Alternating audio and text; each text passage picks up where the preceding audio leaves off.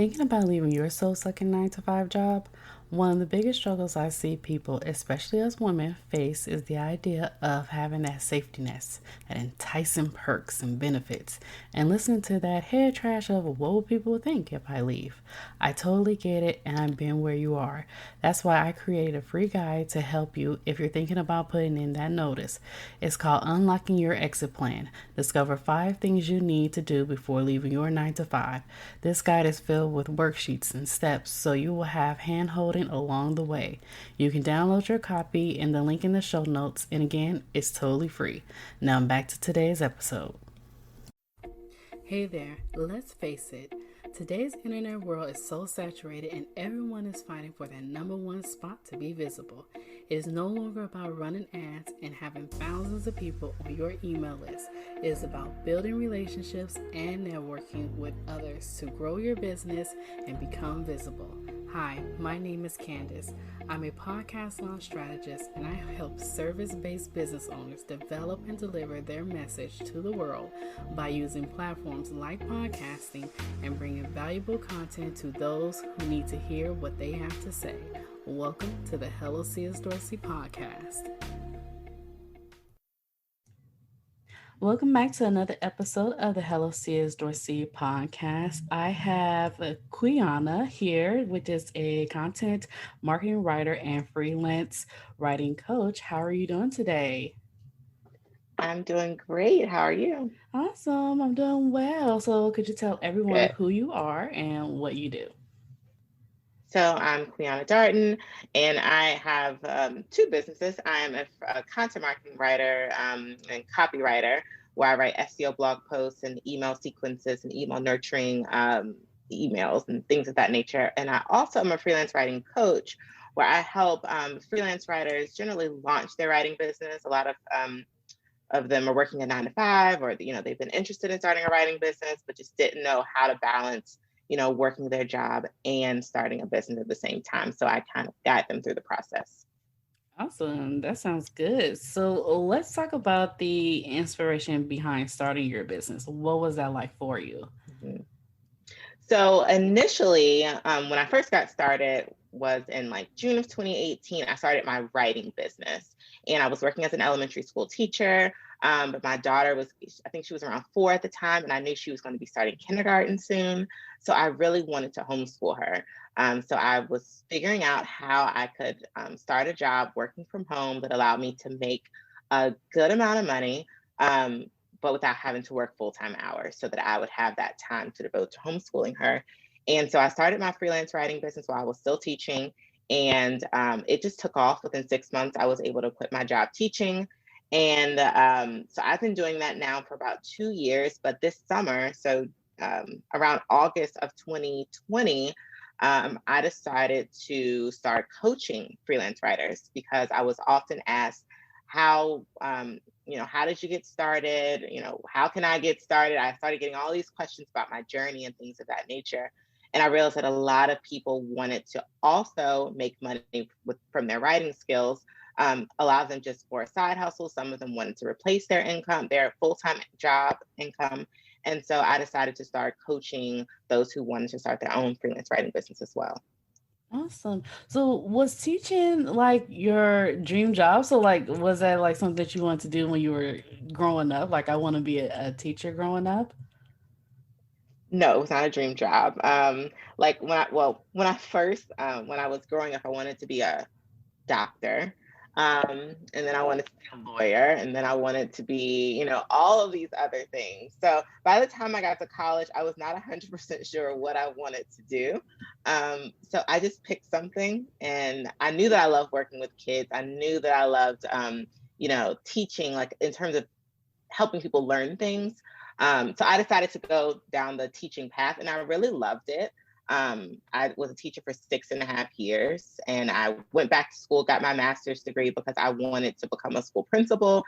And I started going down that route by doing holding different administrative positions at my school. But then I just realized that that wasn't the path that I wanted to continue down over time.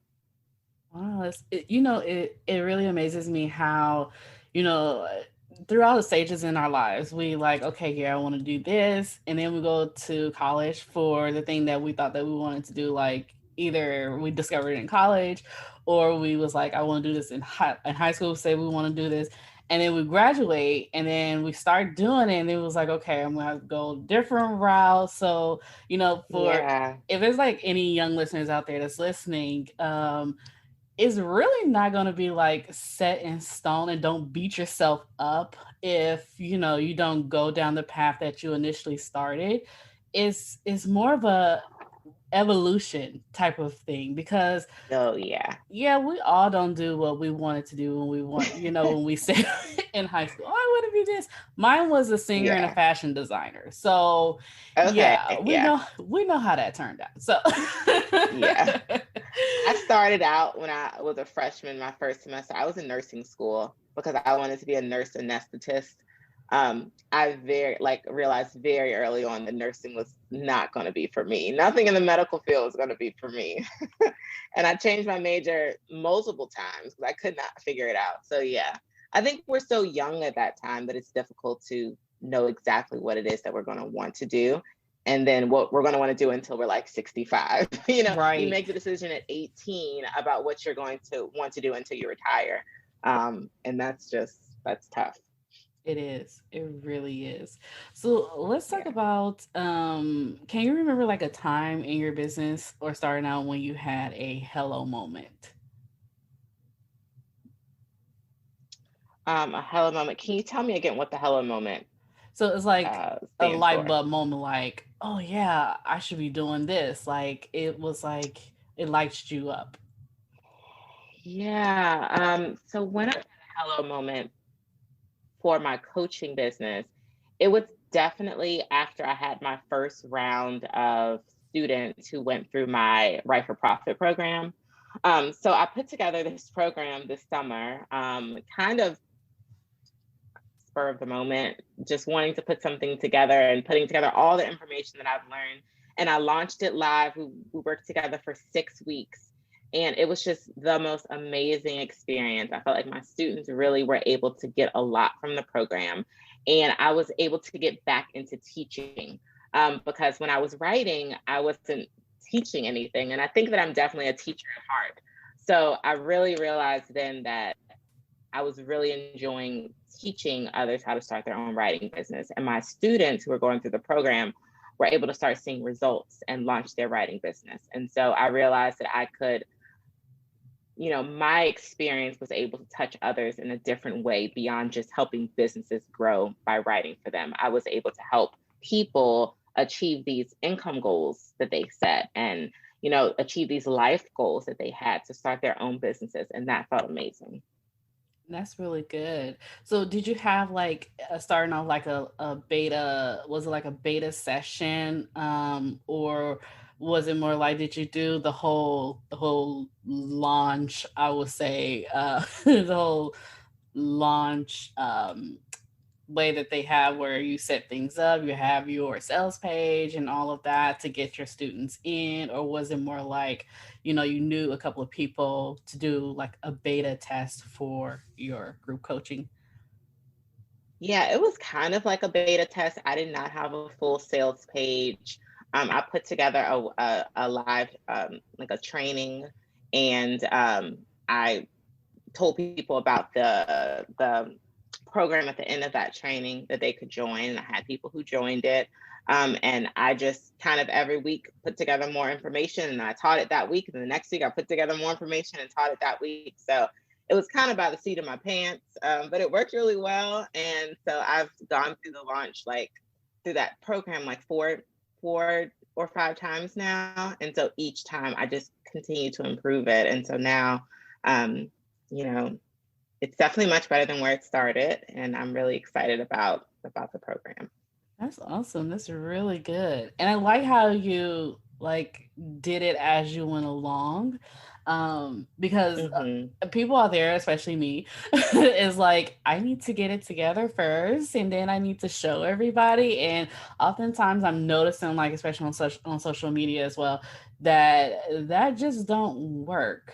It's good to kind of like pre-sell it in a way and then see in bits and pieces like how it's working for your students, and then put it together the next time you guys meet and everything. So I really applaud you for doing it that way. That's really awesome. Yeah, thank you. Yeah. I've heard that, there were the two different ways. You can either put it all together before, but I was kind of scared that if I put it all together before, it would not sell. And I would have put all this work into it. So I wanted to see, like, okay, are people even interested in this first before I put all the work into it? That's awesome. That's like the best way to go nowadays. Yeah. So let's talk about the 4 steps to starting a profitable freelance business. Okay, so I broke down like all of the information into 4 steps. It used to be 6 steps, and then I realized that I wanted to simplify it as much as possible, because when you're starting a business, it can feel overwhelming. And so, especially if you already have a 9 to 5 job, you already have all these other responsibilities, and then you're adding your business on top of it. So I pared it down into 4 steps. So step one is you want to identify your goals. So is this a business that you want to start because you want it to be a full-time business? Do you want it to be part-time? How much money do you want to make each month? And how much time do you have to devote to your business every single month? That is like the foundation. And then also within the goals, you want to identify anything that's going to be a barrier to you hitting your goals. So are you, after work, do you know that you're exhausted and the thought of doing anything is going to be difficult for you? Do you have children that you need to also make sure they're doing all of their schoolwork and all of that? Do you have a significant other that you feel like if you start a business, you're not going to have enough time with them? Whatever your barriers might be, you want to identify them, so that you can then develop a plan to support, to help you address those barriers when they pop up. So that's the first step, which is just identifying your goals and then thinking about what barriers might be present that make it difficult for you to achieve them. And then you move on to step two, which is picking a niche for your business. There are so many different ways that you can make money as a freelance writer. So, looking at your experience, your educational background, your career work experience, your interests, and coming up with a list of different things that you might want to write about. And then also deciding whether you want to go into the content marketing realm or the copywriting realm. And then from there, looking at all of that to pick a niche. And I know niching is probably one of the most difficult things for writers, because it's hard to only focus on like one or two or three things, especially if you're interested in a lot of different things. So we work on picking your niche, building a portfolio based on your niche. And then step three, we focus on marketing your business. And marketing your business is building some type of an online platform, whether you're using your LinkedIn page, a Facebook business page, or a website. And then going out and finding where your clients are. So you might cold pitch them. You might pitch them with video. You might go into Facebook groups and pitch them, or on LinkedIn and pitch them.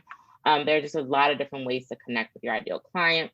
And then we go into your systems. So the next thing you want to make sure that you have are things like your contracts, your invoices, your system set up for discovery calls and new client questionnaires and all of that, making sure that you're tracking your pitches over time so you can follow up. So that is like a really simplified high level overview of how to start a writing business. You have your goals, your niche, your marketing, and then your systems. Awesome. I love it. And it's straightforward. It's not like it's Yeah. complicated. It's something simple that you can do step by step. And I love how you laid it out. Yeah. Thank you. Try to Awesome. simplify it as much as possible. Yes.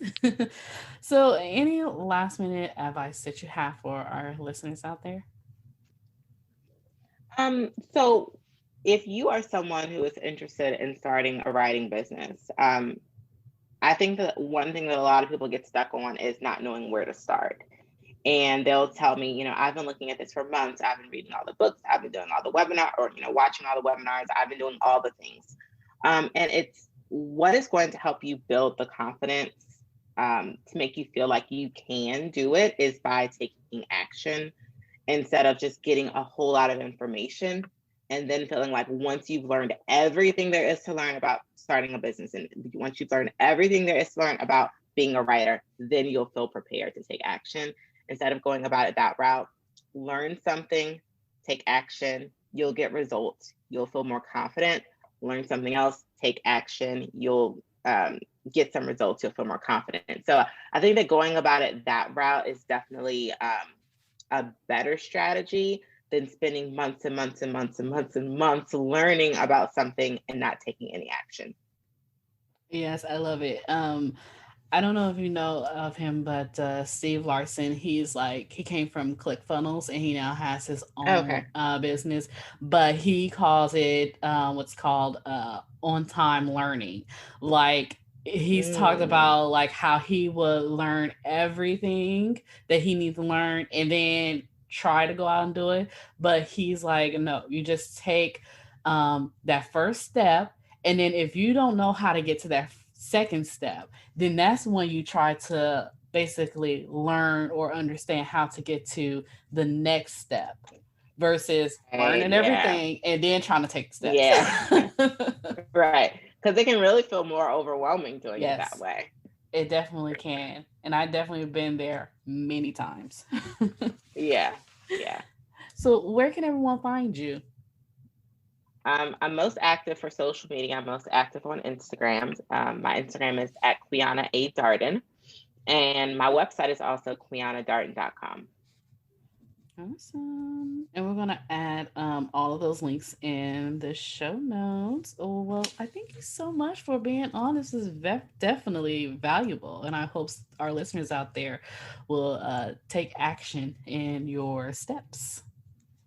Yeah, definitely. Thanks for having me. And anyone who's listening, if you're interested in learning more or anything, feel free to like drop me a DM or send me an email. My contact page is on my website, and I'll be glad to chat about what you're going through in terms of launching your writing business. Awesome. Hey, did you like this episode? And don't forget to subscribe and share. And also drop me a line or two. I will love to hear your feedback in the review. Thank you.